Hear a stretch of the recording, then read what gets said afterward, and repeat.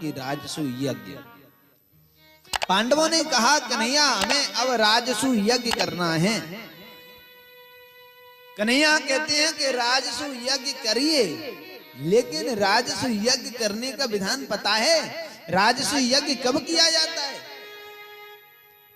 तो कन्हैया कहते हैं कि सभी राजाओं पर विजय प्राप्त करने के बाद ही राजसु यज्ञ करने का अधिकारी होते हैं। लेकिन आपने सब राजाओं पर विजय प्राप्त कर ली।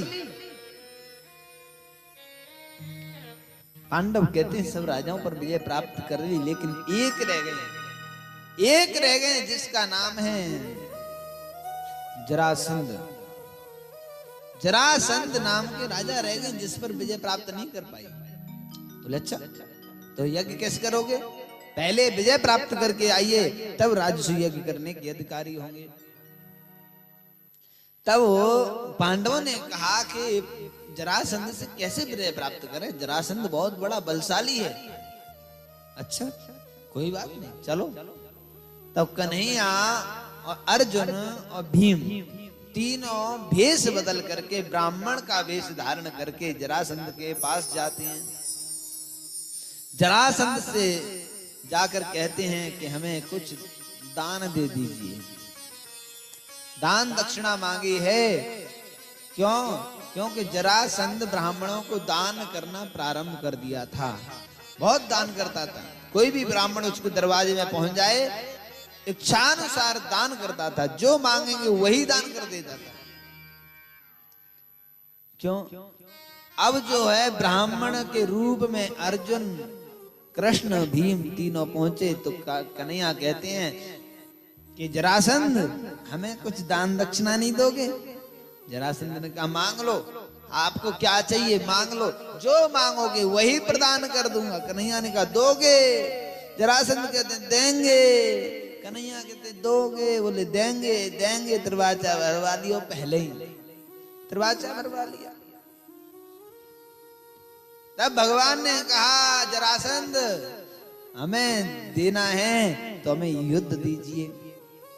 हम तीनों में से कोई एक से युद्ध लड़ना पड़ेगा। जरासंध ने सोचा कि ये कैसे ब्राह्मण देवता हैं भैया, ब्राह्मण तो कभी युद्ध लड़े ही ना है। ब्राह्मण तो युद्ध लड़ते ही नहीं है, क्षत्रिय लड़ते हैं युद्ध। लेकिन ये कैसे ब्राह्मण है जो युद्ध मांग रहे हैं? क्या कारण है? तब पूछा कि आपका परिचय क्या है, आप कौन हैं? तो कन्हैया ने कहा ये हमारे बाईं तरफ खड़े हैं ना, ये अर्जुन है। ये दाईं तरफ खड़े ये भीम है। जरासंध ने कहा अच्छा ये पांडव भाई हैं। कन्हैया कहते हैं हाँ पांडव भाई है। जरासंध ने कहा कि आप कौन है, आपका क्या परिचय? कन्हैया कहते हैं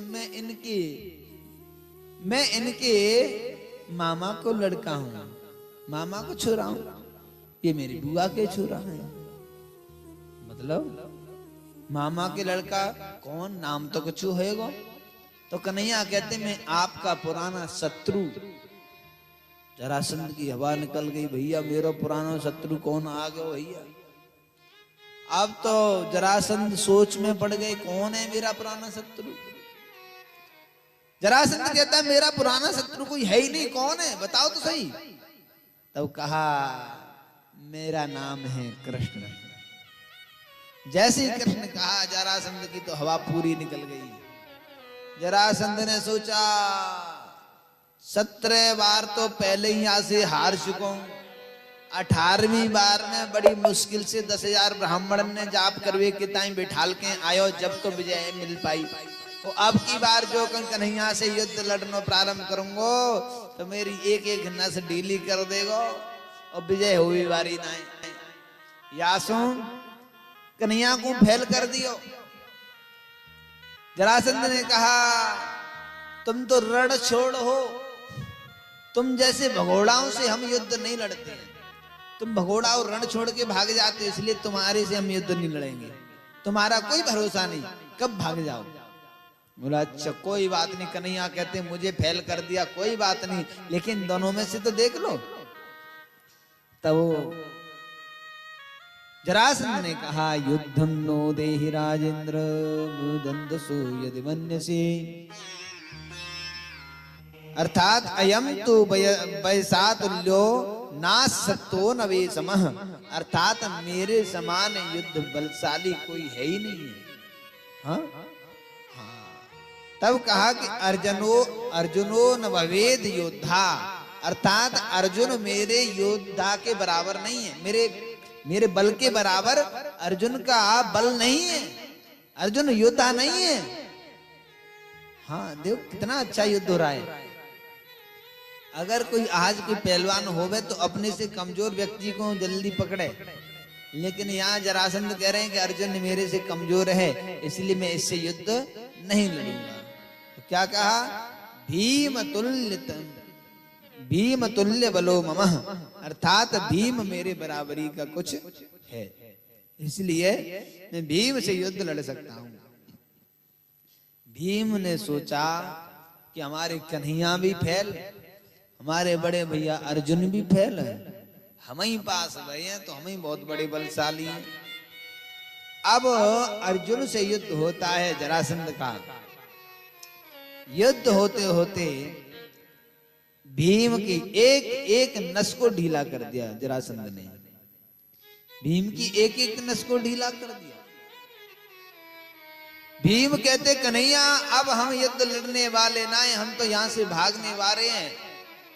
अरे यहां मेरी एक एक नस को ढीला कर दिया, मेरी बुरी हालत हो गई, मैं युद्ध नहीं लड़ूंगा। कन्हैया ने कहा, रण छोड़ के भागेंगे तो पहले से हमारा नाम रण छोड़ पड़ो है, अब और ज्यादा बदनामी हो जाएगी, ऐसे छोड़ के भागना ना है, युद्ध लड़ना पड़ेगा, राजसी यज्ञ तो तभी होगी। बोले ठीक है, लेकिन लड़े तो कैसे, जीवित बचने वाले ना है, अब की बार तो छोड़ेगो ना है। कन्हैया ने कहा, तुम हमारे तरफ देखते हैं नहीं है, अगर तुम हमारे तरफ देखो तो हम कुछ दाव पेच बतावे। भीम कहते हैं, तुम्हें दाव पेच की पड़ रही है, वह प्राणन की पड़ती है कि कैसे प्राण बच जाएं। तो कन्हैया ने कहा, तो देखना तो पड़ेगा ना, अगर देखोगे नहीं तो दाव पेच कैसे मिलेगा। भीम ने कहा, ठीक है अब की बार देख लो। जैसे युद्ध प्रारंभ होता है उसी समय कन्हैया ने एक तिनका उठाया, तिनका उठा करके एक में से दो भाग करके फेंक दिए। भीम समझ गया, भीम ने एक जंगा पर पैर रखा, एक जंगा को हाथ से फाड़ दिया, एक में से दो भाग कर दिए, दो भाग करके फेंक दिए। लेकिन जरासंध वापस जुड़ गया वापस, एक में से दो करने के बाद भी। अब फिर से युद्ध प्रारंभ होता है। भीम कहता है, कन्हैया तुम्हारा दाव पेच फैल है गो, तुम्हारा दाव पेच फैल है गो, अब कहा करें। कन्हैया ने कहा, कोई बात नहीं, एक बार और देख लेना। तब फिर युद्ध होता है। कन्हैया ने फिर से तिनका उठाया और तिनका उठा करके एक में से दो भाग किए, दिशाएं चेंज कर दी। दिशाएं चेंज की, वही काम भीम ने किया कि एक में से दो भाग फिर से कर दिए, फिर से करने के बाद दिशा चेंज करके फेंक दिया। बोले भक्त वत्सल भगवान की। उसी समय जरासंध को परास्त कर दिया। हाँ, लेकिन ध्यान दीजिए, जब तक भीम कन्हैया के तरफ नहीं देख रहे थे तब तक भीम की विजय नहीं हो पा रही थी। जब प्रभु का सहारा लिया तब भीम की विजय प्राप्त हो पाई। इसीलिए जब तक हम अपने आप में कुछ भी करते रहें अपने अहंकार में, तो कुछ भी हासिल होने वाला नहीं है, प्रभु की कृपा मिलने वाली नहीं है। जब तक प्रभु को अपना साथी नहीं मानेंगे, प्रभु को अपनी जिम्मेदारी नहीं देंगे, प्रभु के इशारे को नहीं समझेंगे, प्रभु के बताए हुए मार्ग पर नहीं चलेंगे, तब तक हमारी भी